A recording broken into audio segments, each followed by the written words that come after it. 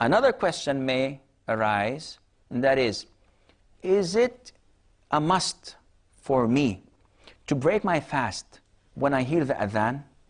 Is it a must for me to stop eating, refrain from food and drinks when I hear the adhan of Fajr? But the answer to that is no, it's not. See, adhan, the call for prayer, is a sign, but it is not everything. In the Quran, Allah did not say that you should refrain from food and beverages when the adhan is called. No, He said when you can differentiate between day and night, when you see the white thread of the day coming up east, and you can differentiate between night and day, then you should stop eating.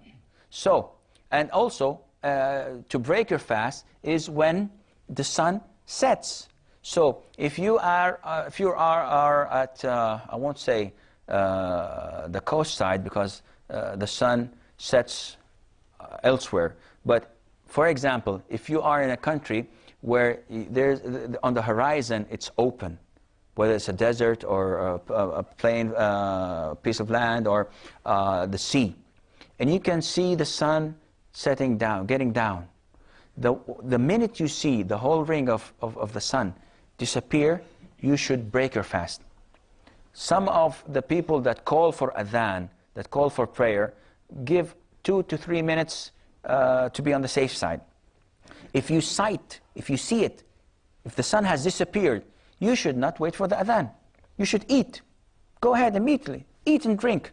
Because this is what Allah Azza wa Jalla has told you to do. The adhan is just a sign. What happens if the guy forgot? What happens if the guy slept? You still wait? God, it's 2 hours, 3 hours. The guy did not call for adhan. It's nightfall. It's nighttime. It's almost midnight, and the guy did not call. Electricity was off. You could not hear the adhan because no speakers, no microphones, nothing. What will you do? No, you should break your fast the minute the sun has set. And also, you should refrain from drinking, from eating, from doing the things that nullifies your fasting the minute the dawn has come, and you can distinguish between this and that. I think this is all that covers our subject regarding this, but I think that we would have a lot of questions regarding this subject. Does anybody have a question? Each region has its own sighting. How about Muslims living in non-Muslim region? To clarify my point, let me give you an example. Once I was in the Netherlands, and then it was the beginning of Ramadan. The people of a certain group started fasting in one day because they follow the sighting of their home country. Another group started also fasting in another day. So this resulted in 1 day difference. So what do you think of this case? This type of difference should not occur among the Muslim community. And we have a very big problem with Muslims worldwide that do not follow the Quran and the Sunnah. Each group thinks that they are doing the right thing.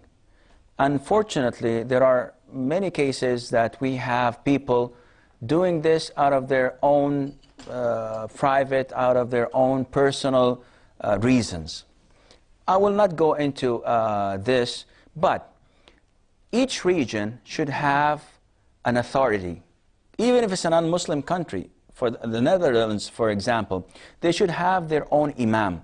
They should have their own Islamic reference they go back to that explains things to them, that can have the power to make marriages, to make divorces, and to give verdicts and fatwa regarding their everyday life. So if this is the scenario, if this is the case, if that Islamic or if that region, non-Muslim region, has this person, then they all should follow what he says.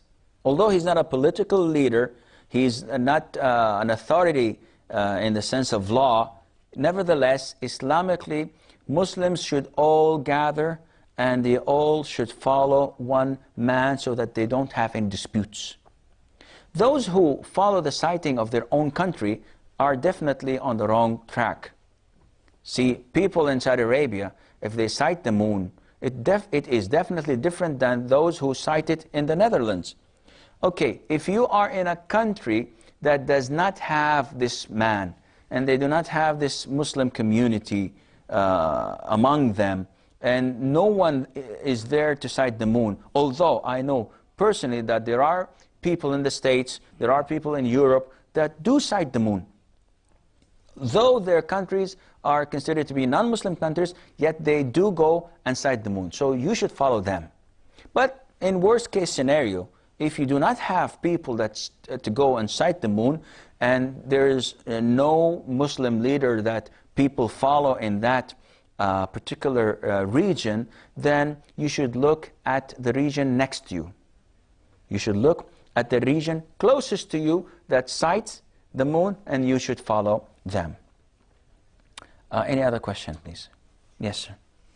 In the case of like when you're eating in your pre-dawn meal, and adhan comes in, all right, or the time that is predicted for for the light to come, and you're still having your pre-dawn meal and you just didn't finish, do you stop eating, or do you finish what you were eating and then you just fast? You cannot govern this, because if I tell you finish eating, the guy has a whole big sheep in front of him and said, well, I have to eat this, I have to finish it all. No, it's not this. It all depends on the person calling for the adhan. Now, I'm supposed to stop eating the minute I can tell that the dawn has it's only the break of dawn. Okay? But in today's life, with all these lights and buildings, it's very difficult for me to distinguish that. So I rely entirely on this person calling for the adhan. There is a hadith that he takes responsibility for that. And he's trusted. The Prophet says, ﷺ, the person that calls for adhan is trusted. We trust what he says. So if I believe that this guy is trusted, and I am willing to perform prayer once he calls the adhan, then I should follow him. So if he calls for the adhan, I should immediately cease eating, stop eating. Okay, with the exception of drinking.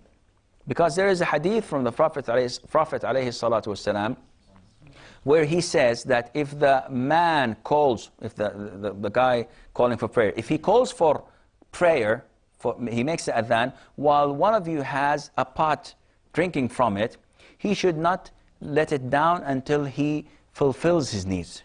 So if I have 3 liters and I'm thirsty, and I start drinking, and the guy calls for adhan, alhamdulillah, I have the permission to keep on drinking until I'm satisfied. Even if it takes 3 minutes to do it, I'm drinking, I'm constantly, well, this is applicable in the cases of camels. You know, camels drink a lot of water, but in our case, alhamdulillah, it's your right, you have it.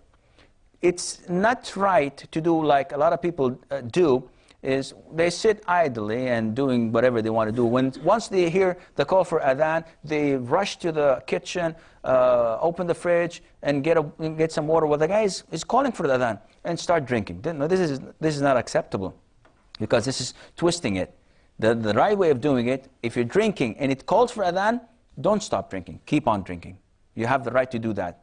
But while eating, if it calls for adhan, stop eating. Don't finish your plate. Don't finish your dish, because it is not as important as drinking. Eating, you can go on without eating for a while, but drinking, you have to drink.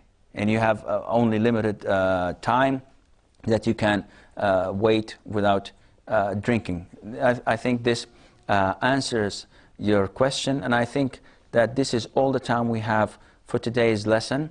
Until we meet, inshallah, next time, fi amanillah. Wassalamu alaikum wa rahmatullahi wa barakatuh.